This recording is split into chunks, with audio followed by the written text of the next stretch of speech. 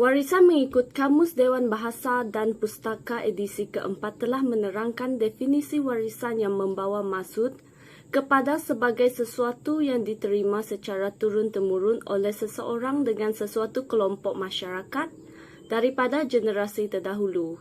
Jabatan Warisan Negara mendefinisikan warisan ialah khazanah negara yang diwarisi dari generasi terdahulu, sama ada yang sedang atau pernah dimiliki oleh sesuatu kelompok masyarakat di mana menjadi tanggungjawab bersama untuk dipelihara dan dipelihara.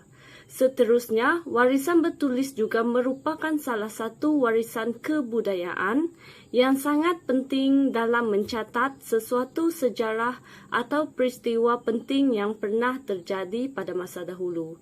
Contohnya, buku doa umum Gereja England di Muzium Sarawak, di mana salinan pertama buku doa tersebut adalah dalam bahasa Jawi. Buku doa umum ini kemudiannya telah dibawa oleh Bishop Francis Thomas McDougall ke Borneo ketika pada masa itu pemerintahan di bawah naungan kuasa James Brooke. Seawal 1850, Bishop Thomas Francis McDougall belajar mengenai terjemahan bahasa Melayu Katekismus. Dari situ, beliau meneruskan terjemahan seluruh kitab doa umum. Bishop Francis Thomas McDougall telah menjadi pengembang ajaran agama pertama Persatuan ke Borneo. Beberapa tahun kemudian, beliau telah dipilih sebagai Bishop pertama Labuan dan Sarawak. Dalam kerjayanya sebagai Bishop, beliau sangat berjaya, di mana mampu meluaskan ajaran Anglikan. Beliau menulis semula buku doa umum dalam bahasa Jawi bersama-sama dengan Zender, seorang katekis agama Kristian, untuk kegunaan misi gereja di Borneo dalam membimbing guru jati untuk persediaan menjadi katekis. Buku ini akhirnya diterbitkan oleh SPCR pada tahun 1868. Ia mengandungi bahasa Melayu dalam aksara Rumi di satu pihak dan bahasa Inggris di halaman bertentangan. Kesehatan yang tidak baik memaksa beliau untuk kembali ke England pada tahun 1867 dan meletakkan jawatan pada tahun berikutnya. Beliau telah meninggal dunia pada tahun 1886. Kemudian Tuan James Brooke Encik Clive Tumbul telah menyampaikan salinan ini kepada Muzium Sarawak setelah beliau menjumpainya di Melbourne, Australia. Tulisan Jawi merupakan tulisan yang biasa digunakan sehingga orang Eropah memperkenalkan tulisan Rumi ke Sarawak. Manakala terjemahan bagi tulisan Jawi pada buku doa umum tersebut ialah bahawa ini kitab sembahyang yang dipakai dalam majlis orang Kristian dan adat membahagi sakramen dan rukun lain dan adat dalam gereja menurut Gereja Negeri England dan Ireland. Diterjemahkan oleh Bishop Francis Thomas McDougall, Singapore, Borneo Mission 1857. Seterusnya, saya ingin membentangkan tentang persoalan kajian. Untuk persoalan kajian yang pertama adalah, mengapakah buku doa Kristian ini bertulisan Jawi? Pada persoalan ini telah menimbulkan kekeliruan di kalangan kami kerana kebanyakan buku doa agama Kristian yang berada di Sarawak pada zaman ini bertulisan Rumi. Pada mulanya, kami menyangka ratusan tahun dahulu sewaktu kedatangan ajaran agama Kristian di Malaysia, kami menyangka mereka sudah menggunakan tulisan Rumi di buku doa mereka. Seterusnya, persoalan kajian yang kedua adalah siapakah penulis dan penerbit kepada buku doa bertulisan Jawi ini. Persoalan ini juga telah menimbulkan banyak persoalan dan teori tersendiri pada zaman itu. Penjajah dari England tidak mungkin mempunyai kemampuan untuk menulis dalam tulisan Jawi. Selain itu, persoalan ini juga kami ingin mengetahui lebih lanjut berdasarkan skop dan sumber kajian yang kami percaya boleh menyelesaikan persoalan ini melalui media dan laman sesawang. Untuk persoalan kajian yang ketiga adalah apakah kesan penyebaran agama Kristian di Sarawak? Persoalan ini berkait rapat dengan warisan bertulis yang kami kaji ini. Oleh kerana kajian kami ini, kami ingin mengetahui adakah buku doa bertulisan Jawi ini adalah aset yang kukuh digunakan missionary pada zaman itu untuk menyebarkan agama Kristian di Sarawak. Seterusnya adalah objektif kajian. Untuk objektif kajian yang pertama di kajian ini, kami ingin mengenal pasti faktor mengapakah buku doa agama Kristian ini bertulisan Jawi dan digunakan di Sarawak pada zaman pemerintahan Brooke. Oleh itu, disebabkan persoalan ini, kami berminat untuk meneruskan kajian ini dengan harapan dapat menyelesaikan dan menemui jawapan bagi setiap persoalan dan objektif yang kami sertakan. Objektif kajian yang kedua adalah kami ingin mengenal pasti penulis kepada buku doa ini serta juga penerbitnya. Walau bagaimanapun, pembawa buku ini sudah dikenal pasti oleh kumpulan kami. Namun, penulis kepada buku ini masih menjadi persoalan dalam kajian ini. Seperti yang kita tahu, sebelum kedatangan Rumi, tulisan Jawi adalah medium utama di Sarawak walaupun penggunaannya tidak menyeluruh ke semua bahagian negeri kerana faktor keperbagaian kaum dan etnik. Ini juga membuatkan kami ingin lebih peka kepada kajian ini. Untuk objektif kajian yang terakhir adalah kami ingin mengkaji penerimaan penyebaran agama Kristian di Sarawak. Seperti yang kita tahu, negeri Sarawak adalah salah satu negeri di Malaysia yang mempunyai populasi agama Kristian yang terbanyak. Sekitar 51% penduduk di negeri Sarawak adalah beragama Kristian menurut sensus 2000 tahun 2022, walaupun peratus tersebut menurun berbanding 2010, di mana penduduk sekitar 60% adalah beragama Kristian. Namun ini menyebabkan kami mempunyai keinginan untuk membuat kajian ini sama ada ajaran agama Kristian ini tetap diterima di negeri Sarawak ataupun tidak. Terdapat dua faktor yang menyebabkan tulisan Jawi digunakan dalam penterjemahan buku doa umum Gereja England. Faktor utama ialah penduduk di Sarawak tidak mengetahui tulisan Rumi. Dan menurut Museum Budaya Borneo, tulisan Jawi adalah tulisan yang biasa digunakan kerana tulisan Rumi diperkenalkan ketika kedatangan orang Eropah ke Sarawak. Oleh itu, Bishop Francis McDougall memperterjemahkan buku tersebut ke dalam bahasa Jawi untuk penduduk tempatan. Oleh kerana tulisan Jawi telah melalui sejarah perkembangan yang subur dan menjadi tunggak kepada perkembangan minda orang Melayu Islam sejak ratusan tahun yang lalu, buku doa yang ditulis dalam tulisan Jawi ini boleh mengelirukan orang Melayu Sarawak yang rata-ratanya beragama Islam. Ini disebabkan hampir kesemua orang Melayu fasih membaca dan menulis tulisan Jawi melalui pembelajaran agama Islam dan Al-Quran. Ini boleh menimbulkan persoalan, adakah penterjemahan tersebut sengaja ditulis dalam tulisan Jawi untuk menarik orang-orang Melayu untuk menganuti agama Kristian? Untuk signifikan dalam kajian ini, kami dapati melalui kajian yang telah dilakukan, kami memperolehi sampel daripada lawatan lapangan yang dilakukan di kawasan kajian. Melalui lawatan lapangan tersebut, kami mencatatkan maklumat yang diperolehi untuk dijadikan sampel kajian. Namun sedemikian, melalui lawatan tersebut, sampel yang diperolehi dikenal pasti tidak dapat menyatakan idea kajian secara menyeluruh. Oleh itu, kami telah melakukan temu bual terhadap salah seorang penganut di kawasan kajian tersebut untuk mendapatkan sampel yang lebih banyak dan kukuh. Bagi skop kajian pula, kami telah memilih Cathedral St. Thomas dan Borneo Cultural Museum Kuching Sarawak sebagai lokasi atau skop kawasan kajian untuk melaksanakan tugasan ini.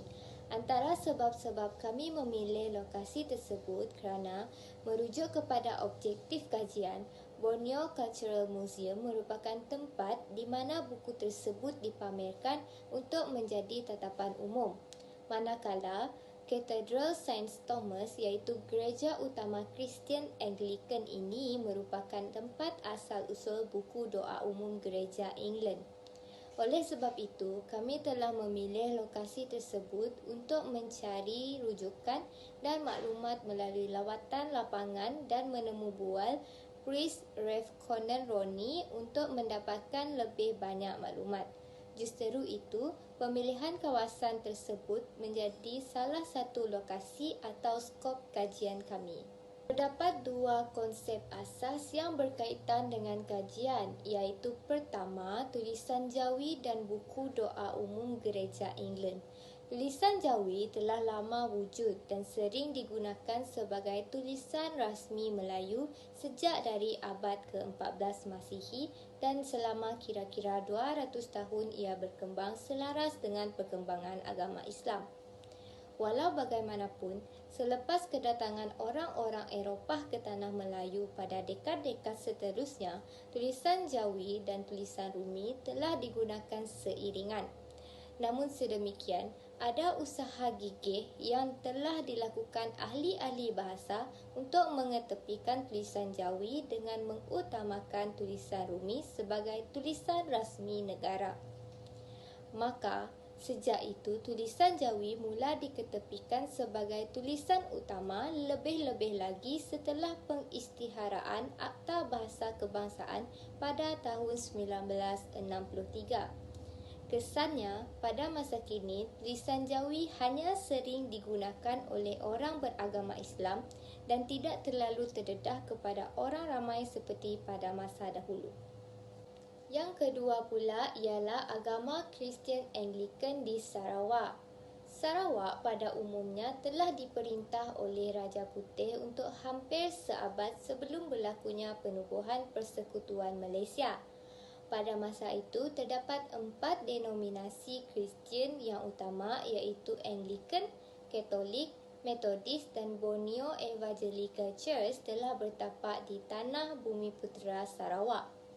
Justeru itu, pada tahun 1848, Church of England telah menghantar kelompok misionari yang pertama ke bumi Sarawak. Sehubungan dengan itu, Pastor Francis Thomas McDougall dan 2 orang lagi misionari telah menubuhkan gereja Anglikan Borneo untuk menyampaikan Injil kepada orang Cina tempatan pada mulanya sebelum memberi tumpuan kepada orang pribumi. Oleh hal yang sedemikian, pada masa itu terdapat kira-kira 180,000 orang Anglikan di negeri Sarawak. Yang pertama adalah kaedah penyelidikan. Kami telah menggunakan kaedah kualitatif kerana ini memerlukan lawatan tapak kajian. Yang pertama, kami telah pergi di Museum Borneo dan yang kedua, kami telah pergi ke Katedral St. Thomas yang berada di Kuching. Yang kedua adalah kaedah pengumpulan bukti. Seperti yang telah saya nyatakan, kami telah pergi di Museum Borneo. Yang pertama adalah kerana di situ terdapat bahan kajian iaitu buku liturgi misa Gereja Anglikan dan yang telah dinyatakan oleh pihak museum, buku ini telah dibawa oleh Bishop Francis McDougall pada tahun 1856 pada ketika zaman pemerintahan James Brooke. Dan yang kedua, kami telah pergi ke Katedral St. Thomas dan kami telah menemu bual iaitu paderi pada ketika itu adalah Paderi Rev Conan Ronnie. Dan kerana kami pergi ke Katedral St. Thomas adalah di situ adalah tempat pertama buku ini digunakan pada ketika itu. Dan yang ketiga, kami telah mengumpul bukti menggunakan internet kerana terdapat banyak sumber-sumber yang berada di internet tentang berkenaan dengan buku ini yang bertulisan Jawi. Yang ketiga adalah kaedah analisis data, iaitu terdapat 5 cara untuk menganalisis data ini. Yang pertama, kami telah mengenal pasti masalah. Masalah yang telah kami tahu adalah kenapa buku ini bertulisan Jawi, kenapa tidak bertulisan Rumi seperti biasa. Itu adalah masalah kepada ini kerana agama Kristian datangnya daripada gereja England dan mereka menggunakan tulisan Rumi. Itu menjadi persoalan pada kami. Yang kedua adalah pengumpulan bukti. Pengumpulan bukti iaitu kami telah menemu bual seperti yang saya nyatakan dan kami telah membuat lawatan tapak serta mengkaji di internet. Yang ketiga adalah kritikan bukti, iaitu buku ini diguna pakai pada zaman pemerintahan James Brooke untuk menyebarkan agama Kristian kerana pada zaman itu rakyat di Sarawak lebih memahami tulisan Jawi kerana di sekeliling pada zaman itu adalah pemerintahan agama Islam dan alamat semua surat menyurat ditulis dalam bahasa Jawi. Yang keempat adalah pembentukan hipotesis, iaitu seperti yang saya nyatakan, masyarakat menggunakan tulisan Jawi pada zaman itu untuk surat menyurat dan memahami tulisan Jawi ini walaupun bukan beragama Islam. Dia memerlukan adalah masyarakat pada ketika itu. Dan yang terakhir adalah mentafsir dan melapor, iaitu seperti yang kami nyatakan adalah buku ini telah berada di Museum Borneo dan ini telah dibawa oleh Encik Cliff Turnbull yang menjumpai buku ini di Melbourne, Australia dan membawa semula ke museum dan telah disahkan buku ini digunakan di Sarawak pada zaman dahulu. Sorotan literature. Sumber untuk kajian tentang penulisan Jawi dalam buku liturgi Misa Gereja Anglikan adalah terhad kerana kebanyakan kajian yang dilakukan oleh para penyelidik tempatan yang lebih fokus kepada kajian tentang gerakan Gereja Anglikan di Sarawak ketika zaman pemerintahan Brooke.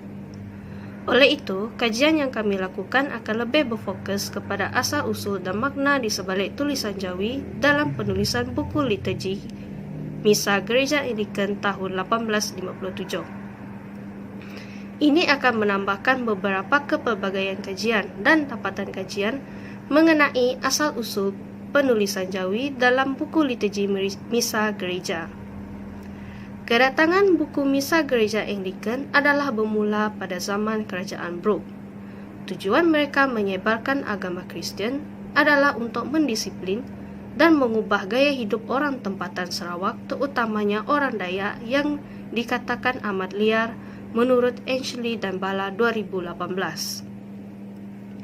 Kedatangan ini bermula dengan sekumpulan mubalik Kristian dari Gereja Anglikan England yang bernama Church Missionary Society, CMS, diketuai oleh Francis Thomas McDougall, iaitu seorang doktor bersama isterinya. Beliau memulakan tugasnya dengan membina gereja, sekolah dan dispensari.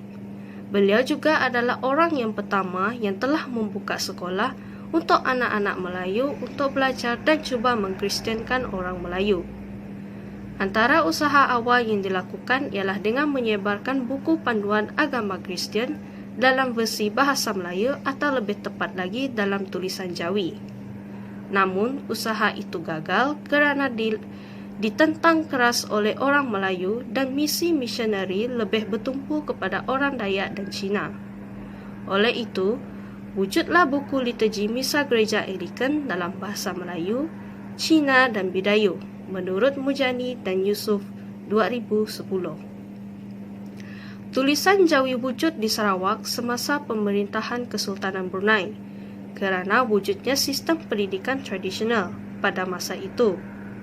Sebelum Sarawak diserahkan kepada James Brooke, pendidikan tradisional ini lebih berfokus kepada aktiviti keagamaan yang merangkumi kaedah penulisan Jawi dan Al-Quran dan diajar oleh Tok Guru dan dijalankan di rumah Tok Guru, surau dan masjid menurut Abdul Muttalib 2009. Oleh yang demikian, pendidikan Jawi berkembang dalam kalangan orang tempatan, terutamanya orang Melayu sehingga zaman Kerajaan Brooke dan kedatangan para mubalik. Ini dapat dilihat melalui penemuan tulisan Jawi dalam wang dan tembikar yang mempunyai ciri ukiran daripada pedagang Cina. Permulaan aktiviti kristianisasi di Sarawak telah berlaku lebih awal daripada tahun buku ini diterbitkan dan kedatangan buku tersebut adalah untuk memberi pendidikan, sekolah dan kemudahan lengkap perubatan kepada penduduk-penduduk di Sarawak pada masa itu. Peningkatan pada aktiviti kristianisasi dilihat dalam terjemahan buku doa ke dalam bahasa Melayu yang ditulis menggunakan tulisan Jawi demi memperluaskan mazhab Anglikan di Sarawak. Selain itu, kita dapat melihat betapa tingginya martabat tulisan Jawi pada zaman dahulu, sehingga ia telah digunakan dalam buku doa Kristian pada zaman pemerintahan Raja Brooke. Tulisan Jawi berjaya menghantar dan menyumbang kepada kemajuan persuratan dan peradaban Melayu Nusantara selama 700 tahun lebih, dan tulisan Jawi telah merekod dan mewariskan segala ilmu pengetahuan masa silam. Dengan itu, kita dapat melihat bahawa sejarah warisan bertulis mempunyai nilai estetik yang tinggi, dan melalui warisan bertulis ini kita dapat mengenal dengan lebih lagi tentang identiti dan jati diri suatu bangsa dan negara. Tuntasnya, kajian tentang penulisan Jawi dalam buku liturgi Misa Gereja Anglikan adalah terhad. Hal ini kerana Jabatan Muzium Sarawak kekurangan pakar dalam menterjemahkan isi kandungan manuskrip yang bertulisan Jawi. Pakar tulisan Jawi amat diperlukan untuk mengelakkan berlakunya kesilapan dalam menterjemah manuskrip lama dan seterusnya dapat mengelak salah faham kepada penterjemahan tersebut, menurut Sabariah dan Emilia 2013. Perterjemahan isi kandungan buku liturgi Misa Gereja Anglikan ini akan dapat diketahui dan dipelajari oleh generasi muda sekiranya ada pakar penterjemahan Jawi untuk menterjemahkan buku liturgi tersebut. Warisan bertulis haruslah dipelihara dan dipelihara untuk kegunaan generasi muda akan datang untuk mengekalkan keaslian dan nilai warisan bertulis daripada pupus di telan bumi. Hal ini kerana warisan bertulis ini akan menjadi bukti tentang sejarah negara kita dan dapat menjadi tarikan kepada luar negara. Warisan bertulis ini juga merupakan identiti asal negara kita untuk dirujuk di masa hadapan oleh generasi masa hadapan. Oleh itu, pemeliharaan dan pemuliharaan warisan bertulis harus dititik beratkan dengan kerjasama semua lapisan masyarakat, termasuk kerajaan dan bukan badan kerajaan. Kerajaan haruslah mewujudkan satu institusi khas untuk mengumpul, menterjemah, menyimpan dan mengkaji warisan bertulis lama milik negara kita yang bertaburan di seluruh dunia, menurut Sulaiman et al. 2021. Sekian, terima kasih.